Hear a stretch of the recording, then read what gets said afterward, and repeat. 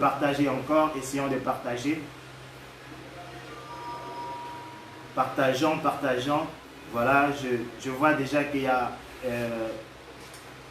Elo Ondongo qui est là. Je vois qu'il y a Loïc qui est là. Je vois qu'il y a d'autres personnes qui sont là aussi. En tout cas, continuons de partager. Je crois que ça sera agréable. Dans quelques minutes, nous commençons, dans maximum 3 minutes, nous commençons notre moment de dialogue entre nous. Nous allons discuter. Nous allons en tout cas nous faire plaisir.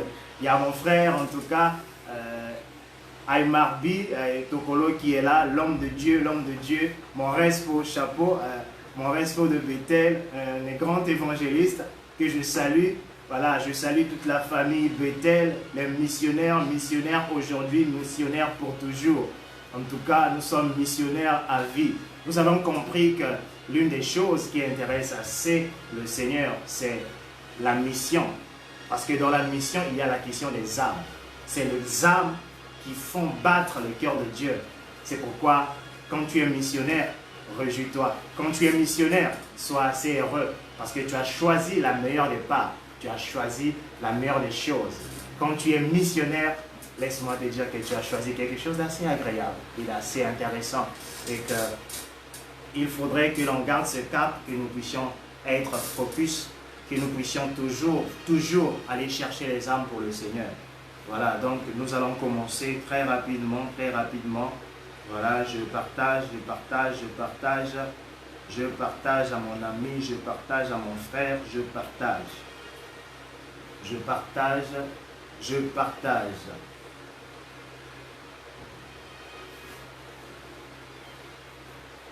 tout cas, partageons pour la gloire de Dieu. Partageons. Super. Merci pour tes partages. Merci en tout cas pour les partages. Voilà. Ok, nous allons commencer. Alors, j'aimerais simplement t'interpeller ou encore te dire aujourd'hui, te poser cette petite question. La question de savoir pourquoi tu existes. Est-ce que tu t'es déjà posé cette petite question? La question de savoir pourquoi tu existes. Certainement, certains diront que voilà, j'existe parce que papa et maman ont décidé voilà, de chercher un enfant et ce qui a fait que je suis venu au monde. D'autres diront peut-être que bon, j'existe parce que j'existe, hein, voilà, Dieu a voulu comme ça, il m'a jeté sur la terre. Et d'autres aussi diront que bon, j'existe voilà, parce que je m'ennuyais peut-être dans le monde spirituel ou encore dans les cieux, c'est pourquoi je suis venu sur terre. J'existe parce que j'existe. J'existe parce que j'ai le souffle de vie. J'existe parce que voilà, je mange, voilà, parce que je respire. Mais moi, j'aimerais que l'homme prenne conscience d'une chose, que l'existence de l'homme dépend de quelqu'un qui est assez supérieur. L'existence que nous avons, nous le tirons non pas de nous, mais de Dieu. C'est pourquoi il est assez important de réaliser pourquoi nous existons. Et il est à savoir que nous existons pour un but. Ce n'est pas en vain ou encore par un hasard que nous avons décidé d'être sur la terre des hommes. C'est parce que simplement, le Dieu Tout-Puissant, ayant un dessein pour cette terre ou encore pour les hommes qui nous ont précédés, s'est choisi une personne pour faire son travail. Ainsi donc, il fait quoi? Il prend une personne, je dirais peut-être un kotolo. Il dit, je vais envoyer un kotolo afin de pouvoir régler une situation que j'ai constatée sur la terre. Il dit, je vais envoyer une Maria parce qu'elle doit venir régler une situation bien déterminée. Il dit, je vais envoyer une Joyce parce qu'elle doit venir régler une situation bien déterminée. Alors, nous comprenons que la question de l'existence dépend de celui qui nous a créés ou encore de celui qui nous a envoyés. Ainsi donc, il est question donc de se reposer la petite question, si j'existe, c'est pourquoi. Si la question du pourquoi est résolue, et qu'on a repris conscience que c'est parce que Dieu nous a envoyés accomplir une mission bien déterminée, alors nous allons chercher à comprendre quelle est notre mission. Pourquoi nous sommes sur la terre? Nous sommes sur la terre pour faire quoi? Quel est notre job? Qu'est-ce que Dieu attend de nous? Pourquoi existes-tu? Je prendrai l'exemple, par exemple, du prophète Mohammed, que l'on cite merveilleusement bien dans l'islam ou encore dans le Coran, qui est venu sur ces terres des hommes, a accompli aussi son dessein. Et il a combattu afin que la question de la multiplicité des dieux cesse à la Mecque. Ainsi, on peut auto-dire ou encore on peut le déclarer de manière assez solennelle qu'il y a un seul Dieu au niveau de la Mecque. Ainsi, ce courant de pensée est propagé à travers le monde. Le merveilleux Jésus, je prenais aussi son histoire, ce merveilleux Jésus est venu sur la terre avec un but bien déterminé, avec une mission, avec un objectif très clair. C'était pour faire un travail bien déterminé. Il avait la conscience de son existence, il avait la merveilleuse compréhension de son existence. Maintenant, je j'aimerais te poser la petite question. Pourquoi existes-tu? Pourquoi tu existes? Et c'est seulement pour manger, pour suivre Novelas, pour suivre Canal+, pour ces merveilleux matchs des classicos, ou encore c'est pour simplement suivre des programmes, ou certains même, ceux qui abusent avec les richesses de la télévision, pour suivre des films qui sont quand même assez costauds, qui sont complexes à suivre, mais quand même ils se permettent de les suivre. Mais chacun a son goût, c'est quelque chose d'inévitable. Nous nous aimons avec nos différences, c'est ce qui rend la chose assez agréable. Voilà. Mais ce que je voudrais que l'on retienne, c'est de comprendre pourquoi l'on existe. Pourquoi tu existes. Et dans certains cas, certaines personnes se trouveront dans une situation à laquelle où ils existent, mais ils ne savent pas pourquoi ils existent. Ou encore la société définit que vous existez pour rien, vous êtes une perte de temps. Ou des fois même, la famille déclare que vous êtes un bon à rien, parce que vous n'avez pas de but, vous n'avez pas de sens dans cette famille.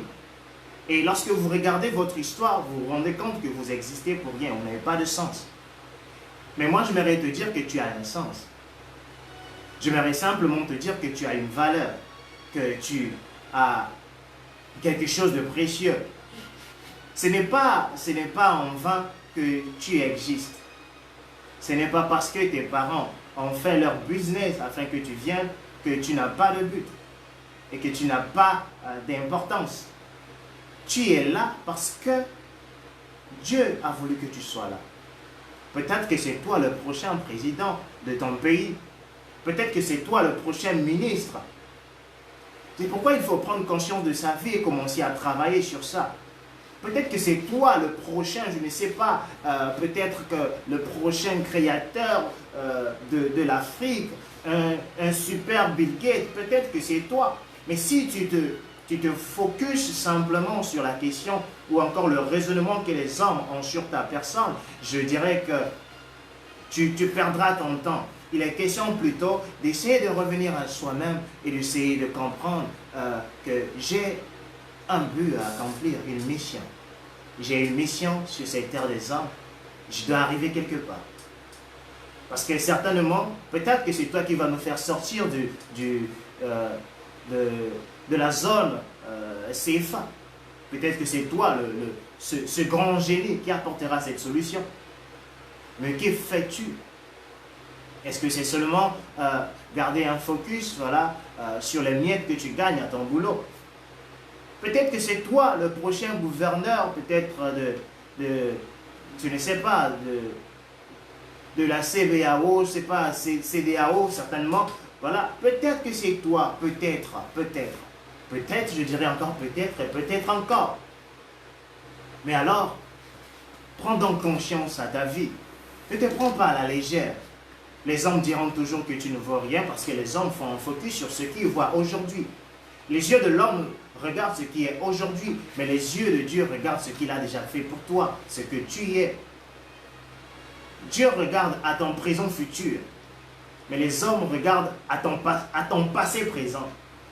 C'est pourquoi j'aimerais que tu comprennes les choses et que tu commences à avancer.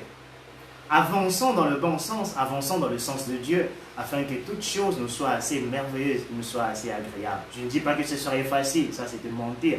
Je dis que si nous avançons dans le sens de Dieu, certainement, Dieu, qui est le maître de tout projet, qui projette des choses assez merveilleuses à notre égard, il s'attellera à accomplir ses desseins, à faire sa chose comme il le faut. Dieu n'a pas besoin d'un chrétien, Dieu n'a pas besoin d'un musulman, mais Dieu a besoin de quelqu'un qui est sur sa ligne. Ainsi, le prophétique s'attache à toutes les personnes qui s'attachent à la pensée de Dieu. Je ne dis pas d'être prophète, mais je dis d'être prophétique. Même un président franc-maçon, bien avec la marque de la franc-maçonnerie bien collée sur son visage, peut être prophétique. J'aimerais que tu saches que le prophétique est attaché à ceux qui sont sur la ligne de Dieu. Raison pour laquelle c'est très intéressant d'être sur la ligne de Dieu. La ligne de Dieu te facilite certaines choses, la ligne de Dieu t'aide à profiter de certaines choses que les autres devront chercher peut-être à en profiter avec beaucoup de difficultés, mais toi tu arrives à en profiter avec une certaine grâce, avec une certaine facilité. Parce que, par exemple, Dangote s'est aligné à la ligne de Dieu, voilà que ce monsieur est devenu assez riche. Des fois, la ligne de Dieu peut passer par la voix d'une seule personne pour te faire entrer dans cette merveilleuse ligne. Des fois, cette ligne peut passer par une simple pensée. Une simple pensée. Une pensée qui te vient à l'esprit et tu commences un business. Et ce business fait de toi ce grand géant ou encore cette multinationale de demain. Alors ne refusons pas ce que nous commençons, mais faisons le bien et très bien. Car ce que Dieu veut des personnes qui sont experts dans ce qu'ils font. Même si tu es sorcier, fais le bien. On a besoin de toi. Quand tu es sorcier et que tu le fais bien, tu nous aides à bien prier. Tu nous aides à être assez fort dans l'esprit. Alors quand tu es spirituel et que tu es homme de Dieu, fais-le encore très bien parce que tu es avec toi le Dieu suprême, le supérieur des supérieurs, celui qui manifeste sa puissance à une dimension incomparable, d'une manière extraordinaire. Alors fais-le très bien. Fais-le très bien, non pas pour ta gloire, non pas pour te glorifier, mais pour sa gloire. Et ce serait quelque chose d'assez étonnant pour ta vie. Tu risques d'être étonné à tout jamais. Alors, j'aimerais que tu gardes à ton esprit, je vais mettre peut-être fin à ces moments, parce que je voulais simplement nous donner cette petite pensée. Mais gardons à l'esprit que nous ne vivons pas par hasard. Nous vivons parce que Dieu a prévu quelque chose pour nous. Dieu, je dirais que Dieu a prévu de résoudre un problème sur la terre, raison pour laquelle il nous a envoyés. Pour résoudre ce problème, pour donner cette solution que les hommes sont en train de chercher et qu'ils ne sont pas en train de trouver. C'est toi la solution de demain, c'est toi la solution de demain. N'oublie jamais cela, que c'est toi la solution de demain. Alors si tu es encore là et que tu te rends compte que après tout ce que je viens de dire, qu'il y a quelque chose qui t'empêche peut-être d'aller vers ton accomplissement, vers ta connaissance de qui tu es, vers ta personne, vers ton identité. Alors j'aimerais prier pour toi, si tu peux me l'accorder cette faveur de pouvoir prier pour toi. Si tu voudrais bien que je puisse prier pour toi, tu peux simplement le mettre en commentaire, alors je vais prier pour toi. Si tout est OK et que ce message a simplement éveillé ta conscience et que tu prendras les cornes de taureau par la main afin d'aller de l'avant et de régler toutes choses, alors gloire à Dieu. Et c'est le but ou encore le souhait de cette vidéo. Ce serait donc quelque chose d'agréable. Maintenant, si tu sens que ça ne va pas et que tu as besoin d'un coup de main, des fois tu te retrouves dans des situations auxquelles toi-même tu trouves que si on te voit dedans, ce sera assez dommage. Si on te trouve dans cette position, ce sera assez triste. Et le pire dans tout ça, tu sais que si Dieu te trouve dans cette situation, ce serait assez désagréable. Car ton boss qui t'a envoyé sera obligé de te retirer et donner ta mission à une autre personne. Le comble dans tout ça, il te retire tout en te jugeant, tout en scellant ton sort, car tu as été un serviteur infidèle. Mais aujourd'hui, tu peux redresser la barre. Redresser la barre en quoi? Faisant simplement en te réconciliant avec ton Seigneur. Certainement que tu as eu à faire quelque chose qui t'empêche de t'approcher véritablement de ton Seigneur. C'est pourquoi j'aimerais simplement que tu dises dans ton cœur, que tu proclames de ta bouche de là où tu te trouves, que Seigneur Jésus, j'ai certainement fait du mal, je t'ai certainement fait du tort. Mais aujourd'hui, j'aimerais renouveler notre alliance. Ou encore pour toi qui n'as pas encore fait le bon pas, certainement tu diras que j'aimerais entrer en alliance avec toi, entrer en relation avec toi. Je t'accepte comme mon Seigneur et mon Sauveur. Je veux que tu sois mon guide et que tu me révèles la raison de mon existence. Car je vis pour un Dieu tout-puissant. Je vais comprendre la raison de ma vie. Je vais comprendre pourquoi j'existe. Je vais comprendre pourquoi je suis sur terre. Je vais comprendre pourquoi je dois vivre. Pourquoi tu me donnes tant d'années de vie. Pourquoi tu me donnes tant d'années de vie malgré la COVID-19, malgré toutes ces difficultés, toutes ces choses. Mais tu m'accordes toujours cette possibilité de respirer, cette possibilité d'être en paix, cette possibilité d'être dans mon job, cette possibilité d'avancer, cette possibilité de garder la paix au milieu de ce grand tumulte. Tu m'accordes cette possibilité. Alors, je vais être avec toi, je vais m'attacher avec toi. Tu peux simplement prier de là où tu te trouves. Je crois que le Seigneur est en train de visiter quelqu'un. Je crois que le Seigneur est en train de faire du bien à quelqu'un. Je crois que le Seigneur est en train de faire quelque chose d'agréable à quelqu'un. Alors, sois visité par Dieu, que Dieu te révèle la raison de ton existence. Et toi qui connais la raison de ton existence, travaille-y, avance, avance, avance, avance. Car aujourd'hui, nous ne savons rien. Mais demain, nous savons tout. Je dis ça pourquoi? Simplement pour te dire qu'aujourd'hui peut être triste, peut être sombre, mais demain est beaucoup plus meilleur. Demain est beaucoup plus agréable. Que Dieu nous bénisse. Passons une excellente soirée. Passons une bonne nuit pour certains. Encore une bonne journée pour certains.